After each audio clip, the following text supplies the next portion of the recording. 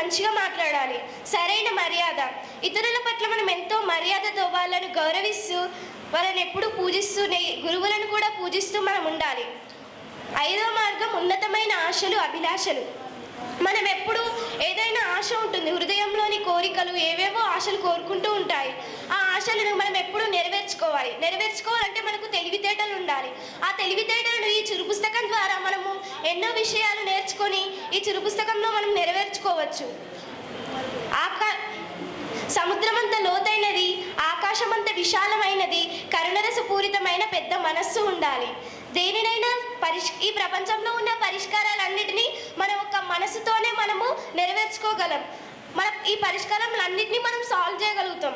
అలాగని ఈ చిరు పుస్తకంలో మనకు ఎంతో ఉన్నతమైన ఆశలు, అభిలాషలు పెట్టుకొని వాటిని మనం నెరవేర్చుకోవాలని ఈ చిరు పుస్తకంలో మనకు ఎంతగానో తెలియజేశారు.